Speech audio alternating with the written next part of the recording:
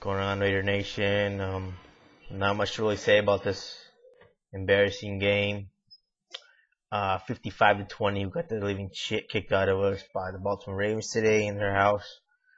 You could take the scores off and look at the stats and think that, hey, it might have been a pretty competitive game, but it wasn't the case at all.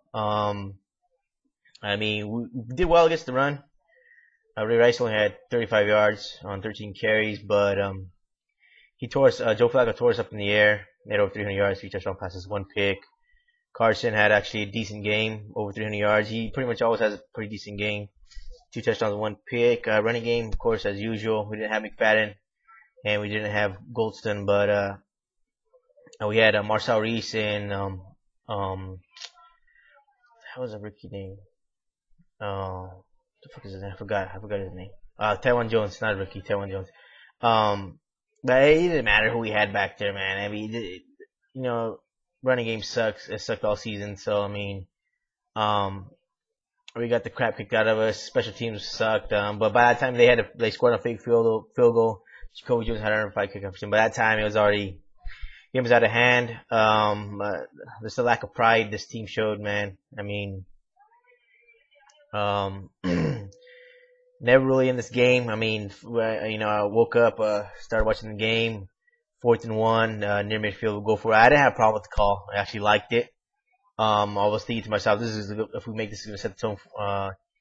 This play, regardless, is going to set the tone for the game, man. It sure did. It kind of gave you a preview of what this game was going to go. Carson,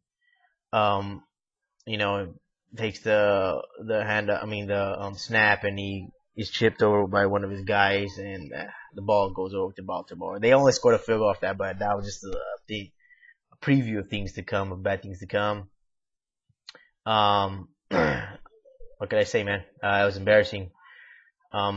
Luckily, I had to work at 11 o'clock in the morning, so I didn't get to see the massacre. My phone just kept going off. And by the time I finally checked it, it was already 48-17.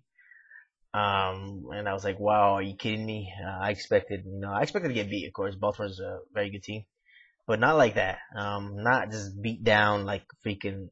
We've played tough teams before, and I figured, we could play them tough. We're probably not going to beat them, but we could play them tough. We play the Falcons tough. But we just didn't show up today at all. I'll give you Baltimore credit. They're missing, Ray Lewis and a few other players, and, they're 7-2. We didn't do the AFC North, other teams, any favors. We got the shit kicked out of us. So it is what it is. We sure looked like the horrible team for the past few years. We're 3-6. We just want to beat the teams that we should beat and just be spoiler. Looks like Denver's gonna run away with this division. Right now, it's still 7 games left. But we got New Orleans next week at home. Who knows what that game could be like? Drew Brees has really had a lot of success against us, with with the Saints. We'll see, man. Hopefully Dennis Allen, our head coach, knows what they're gonna do. Like he knew what Atlanta was gonna do. So we'll see. We had a lot of, I know some of your fans have been getting upset about certain trolls and stuff like that, and haters and stuff like that. Don't worry about it. If they're taking time out of their day to hate on a 3-6 team, it should be a compliment to us, not an insult. I think that makes a lot of people mad is that we've been irrelevant for a long time, and we still got tons of fans, not only in the United States but around the world. And that just gets to a lot of people that, yeah, we suck, but we're still around and we're not going anywhere anytime soon. And some people can't stand that fact. Why do you cheer for that team? They suck. Hey, it's called loyalty, and we're not going anywhere. If you guys had a problem with it, you guys can go fuck yourselves. So until the Saints next week, this is Ronak saying, go Raiders go, and I'm out. See ya.